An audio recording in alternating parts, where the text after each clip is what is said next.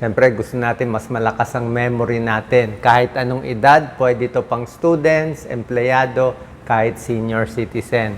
Okay? Para may idea kayo, paano tatalino. Yan ang mahalaga sa utak natin. So, isang tip, sabi nga dito, reading aloud. Habang nagbabasa, maganda kung binabasa mo, mas pumapasok sa utak mo. Ayan, tip yan sa mga students. Basically, healthy lifestyle. Siyempre, pag healthy ang katawan mo, wala kang bara-bara sa mga ugat mo, mas maganda daloy ng dugo sa utak. Brain foods, tuturo natin mamaya. Pagkain pampatalino, sapat na tulog. Mas mahaba tulog mo, mas makakaisip ka. Anong klaseng exercise? Para gumanda circulation. Maganda rin dapat mental health mo, tsaka yung mga games na pampatalino, tuturo natin. Ayan, no?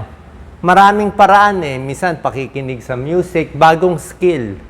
Mag-aral ka ng ibang bagay. Let's say, baking o ano man gusto mo aralin.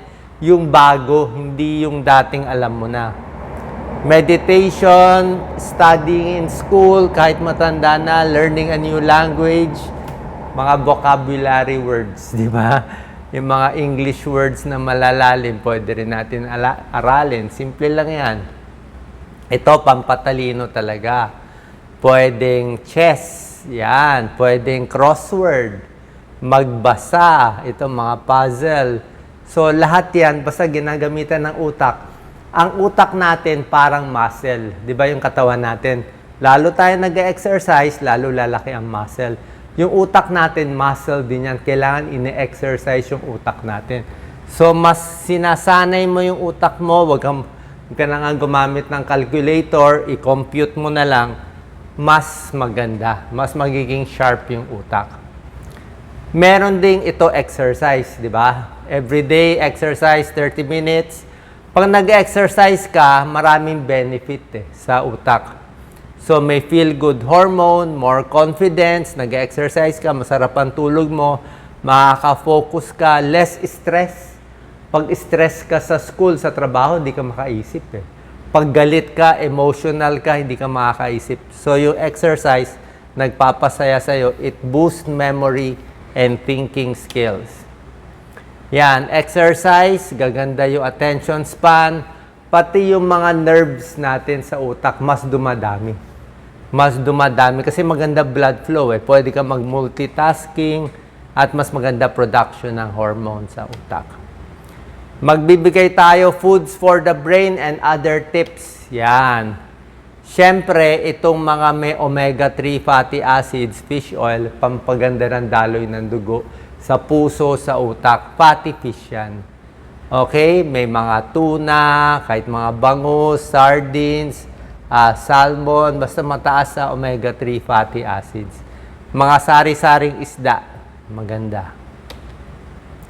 Ano pa bang pampatalino? Mani. Okay lang ang mani. Seeds, coconut, avocados, may healthy oils, fruits and vegetables, yung mga antioxidants na gulay.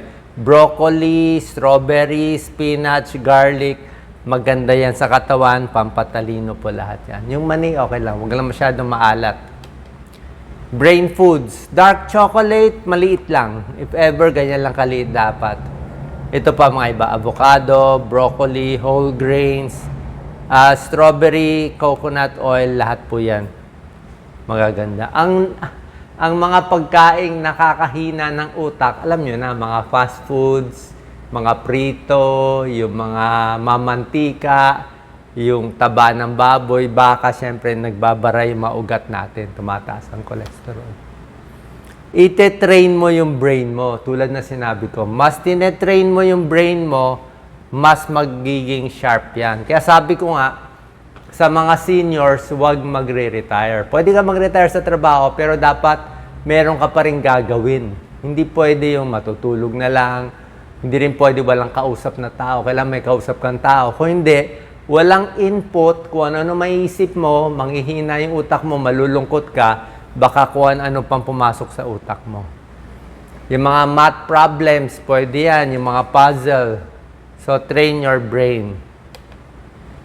Exercise, tulad na sinabi ko, 30 minutes a day. Maganda yan. Gumaganda yung size ng brain natin, yung hippocampus. Ginagamit natin for memory and learning. Tsaka pag pinapawisan ka, gaganda lahat ng daloy. Pati sa puso, pati sa paa, bawas manas, kita mo, mas maganda. Mas nakakaisip ka nga lalo na sa nature. Diba? Mas makakaisip ka. Siyempre, tigil sigarilyo, tigil alak, nakakabara sa utak. Green tea, pwede rin. Tsaka maraming tubig, 8 to 10 glasses of water. May pag-aaral ang green tea, pampatalino, less dementia, at maraming tubig kasi utak natin, almost 70% water. So, pag may headache ka, may migraine ka, masakit ang ulo, baka dehydrated ka lang. So, maraming tubig, maganda sa utak, sa puso, sa liver, sa katawan. Mental exercises, kahit ito, mga crossword puzzle, sudoku, pwede na po yan. Do it regularly. Sapat na tulog, yan. Pag maganda tulog mo, let's say nag-aaral ka, tapos makakatulog ka, mas maaalala mo yung inaral mo. Increases your ability by 40%. Pag puyat ka, hindi ka makakaisip. Make new friends. Dapat may kaibigan, relationship. Marami ka kinakausap na tao. Kung matanda ka na, maganda kausapin mo mas bata. Kung bata ka pa, maganda kausapin mo mas matanda. Doon ka matututo. Kasi kung kakausapin ng bata, kapwa bata, ay pare-pareho lang ang opinion. Pag may edad, kausap kapwa may edad, halos pare-pareho. So maganda, bata and matanda nag-exchange ng ideas, mas gumagana yung utak natin. Sabi nga ng kaibigan ko, si Dr. Epi Colliantes, neurologist, pag nagtutoothbrush ka nga daw, di ba, kanan tayo, di ba, kung right-handed, bisa gamitin mo kaliwa. Kasi pag iniiba mo ang gamit mo, ibang parte ng brain gumagana. Kahit yung mga na-stroke, try nyo pa rin gumalaw. New exercise, mas gumagana yung utak natin. Yung bagay na hindi tayo sanay. Kung ang linya mo, kunwari, health and medicine, doon ka, nursing field, PT, aral ka rin na ibang bagay. Tingin ka rin ng magazine ng arts, o engineering, o whatever. So, para ma-stimulate yung ibang parts ng brain mo. Keep your mind active. Yan ang sinasabi ko, read books and magazines na hindi mo linya para marami kang alam. Play games, learn new things. Pwede ka magturo. Imbis na ikaw mag-volunteer, ako magtuturo sa review class. Kasi pag ikaw nagturo, mas papasok sa utak mo. Pag ikaw nagsulat, mas papasok. Kaya mahilig ako sumulat ng libro. Pag ikaw sumulat, ikaw gumawa ng video, ikaw mag-explain, mapipilitan ka mag-aral. Kasi mapapahiya ka kung mali eh. May pressure eh. Baka sabihin, uy, mali pinagsasabi mo eh. Diba? So, pag nagtuturo ka, mapipilitan ka mag-aral. Pag sinusulat mo, mas maganda. Pag sinasabi mo, mas maganda. Brain boosting, pinakamaganda, oily fish, strawberry, avocado, dark chocolate, pumpkin seeds. Ano ba to? Squash seeds, pwede rin. Sapat na tulog, study tips. Ito naman para sa mga nag-aaral o sa mga empleyado na nagtatrabaho. Pwede rin daydreaming and visualizing. Yung iniisip mo, ano plano mo, malaking bagay yan. Minsan sa panaginip, pumapasok yung mga nice ideas. So, walang masama yan. Nananaginip ng gising. Minsan dyan mo nakikita yung mga malalalim na ideas eh. Yung mga subconscious, minsan dyan pumapasok yung inspiration. Malay mo, bumulong sa'yo yung guide mo o guardian angel mo, mabigyan ka ng inspiration. Kasi minsan ganun lang talaga eh. Kung kailan tahimik, kalmado yung utak, papasok yung magandang inspiration. Be relaxed, reduce stress. Less stress, mas matalino, mas makakaisip. Protect the brain, syempre, di ba? Ay kung nabagok yung ulo mo, eh, wala na. Kung na brain injury ka, nagpasuntok, boxing, natumba, di ba? Naninigarilyo, nasira yung sa utak. Eh, no, hindi maganda. Memory tips, a few tips lang para sa mga nakikinig. Let's say, gusto mo makinig sa isang klase o sa school, mas maganda malapit ka sa teacher. Parang ito yung teacher, oh. Nakita nila ang mataas na grado na bata, yung nakaupo sa harap. Letter T yan eh. Letter T pa baliktad eh. Yung nakaupo dito sa harap, mataas ang grade, tsaka yung nandito, mataas ang grade, nandito.